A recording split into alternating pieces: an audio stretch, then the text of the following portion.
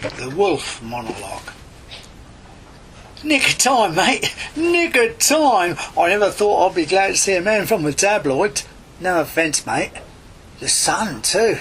Well, if it's got to be popular press, might as well be market leader, eh? Know what I mean? Thanks a bunch, anyways. God, see the look on that lumberjack's face. Murderous or what? I wasn't going to get any kind of hearing, was I? Lynch mentality. Talk about jumping to conclusions. He was so wrong, I'm telling you. Whew. Close call or what? You turned up in a nick, mate. I owe you. Straight up. Look at him. He's still needing restraint. Adrenaline's dangerous stuff inside you bipeds. Know what I mean? Least I can do is offer you the real story. Exclusive if you like. No, I don't want nothing for it. Just want the record straight. For posterity, much as anything. Anyway, down to business. Don't stare, mate. I know I'm not much of a looker. The beating that lumberjack gave me didn't help. We're no worse than many an human. No kidding. We just get a bad press, if you'll excuse the expression. I don't know if you've ever thought about it, but these days it's not all it's cracked up to be. Being a dyed-in-the-wool carnivore. All these animal rights nutters. Bunch of varicose vegans with attitude, if you ask me. Don't think I haven't tried to eat the fruits of the forest neither. Nutritionally alien, mate. We ain't made to digest them. Well, it'd be like your jaws trying to crack a fat thigh bone and suck its marrow. You know, all that syrupy savouriness slipping slowly down your parched throat. Like a bee sucking nectar. Sorry, lost me train a bit, didn't I? Sometimes I says to myself, if only I could give up meat, especially now it's in such short supply. But seriously, where's the harm? So long as it comes from contented cattle, know what I mean? I do have a conscience, you know. Fellow quadrupeds and all that. Matter of fact, that's just what I was saying when I saw that little girl, all dressed in her red coat and tweed Debenhams accessories. She was... Wow, she looked so well fed, all plump and pink and fresh like. I was starving. Juicy's running crazy. Tempted to make her a main course there and then. Something stopped me. Conscience make cowards of us all, eh? Well, I get to my own, see? The missus and I have the devil's own job keeping our little blighters in regular grub. Mind you, I did spare mine a thought when that little girl flickered her eyelids my way. Do all 10-year-olds wear eyeshadow, mascara and scarlet lipstick? She did look a stunner, though, till she spoke. Know what I mean? I worked in some packs, I can tell you, but I was seriously shocked. What a precocious little brat she turned out to be. Patronising, too. I was sorry I'd suppressed my instincts and had second thoughts. "Oh, sorry, Mr. Wolf," she began. "I thought I smelt something putrefying. I had no idea it was canine halitosis." "Yeah, them's her exact words, all hoity-toity like." "Aren't you taking a bit of a risk out here on your own? I thought your hopeless sense of direction made you go everywhere in packs." I hate that, don't you? When folk ask a question but leave no space for your answer. I stand there struck dumb, assailed by verbal sewage. Went to a good school too. Local comprehensives don't turn out that BBC received pronunciation stuff. I'm Red Riding Hood. I'm off to my grandmother to take these cakes I made at school. They didn't turn out very well, so she can have them. Her taste is so poor she won't know the difference. I can tell you something else, doggy. Can you believe that? Doggy! Me! Every present I take adds to her dotage.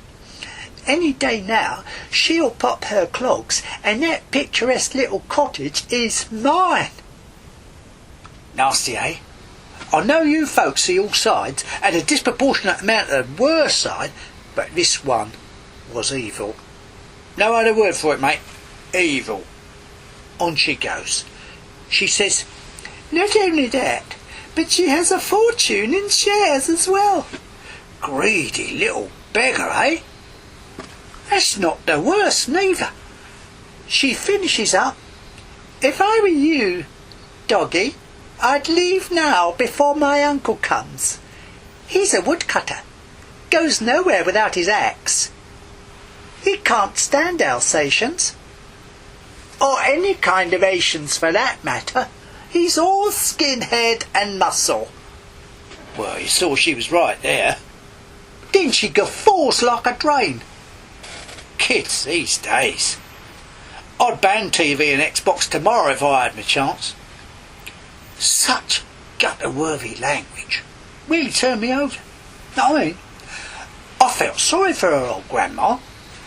So I decided, this is where I made my big mistake, more fool me for my soft heart, to pay her a quick visit and tip her off. Set the dear old lady right, know what I mean? Balance her rose-coloured perceptions of her grandchild. I know, but it seemed a responsible thing to do at the time. Not difficult getting to the cottage ahead of Miss Hood. She ain't no peak condition despite her youth. Too many games less than snogging and sharing fags, I shouldn't wonder. Front door's ajar, so I nip in. So that's not breaking and entering, is it? Right? The old girl is relaxing in front of her fire, with likely her fourth G&T, all glowing, flush with euphoria. Not pretty, but sweet. Well, my heart went out. A picture of grace and contentment. So I walks calmly up to her, wagging me tail and holding up me head to be patted, real friendly like.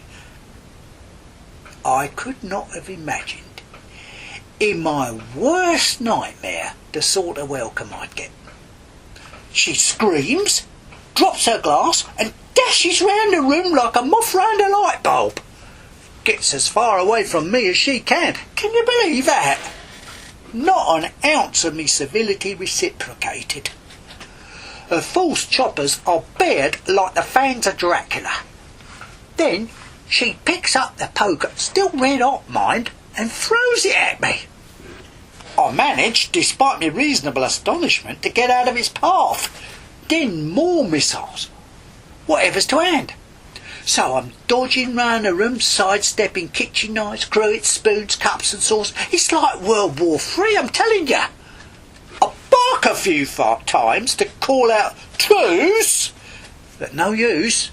Next thing, a whole rack of pots and pans drops on me.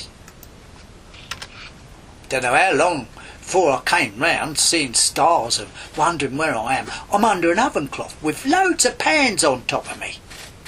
Then I see the old girl's shoes straight ahead. Ooh, I wince and cower like a domestic dog. Don't record that, mate. She's lying on her back, toes towards the ceiling. Well, I've seen that look before. Panic, eyes staring up at the rafters. I can't believe it. Honest to God, Gov. She's as dead as a bleeding dodo. Must have had an heart attack. What a let off, eh?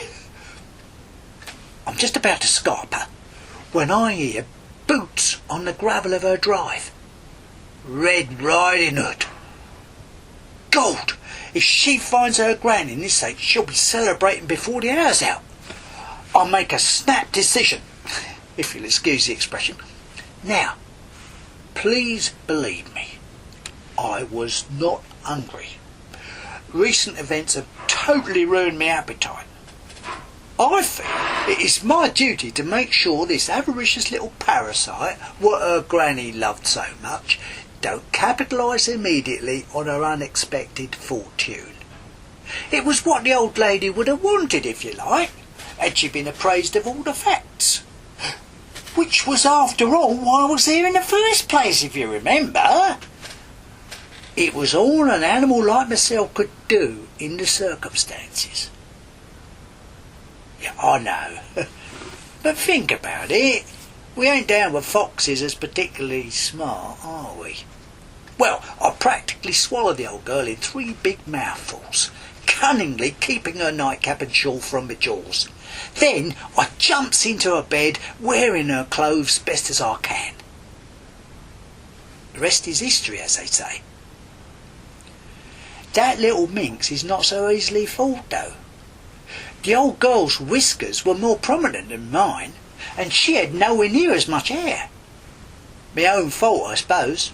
Shouldn't have interfered in the affairs of men. In all honesty, though, Gov, I meant no harm. You muck about with other species' cultures at your peril, don't you? Know what I mean? Well, if you, Mr. Murdoch, or your paper can do anything to get me out of this mess, I'd appreciate it. The way circumstantial evidence piles up is unreal when folks start out with a prejudice. I'm the good guy in all this. Straight up. A fair hearing's all I ask. Despite your human reputation for having no true sense of justice, I feel sure there must be, in fairer men, a predisposition to hear both sides of a story before adjudicating. Know what I mean? Or would you rather believe her?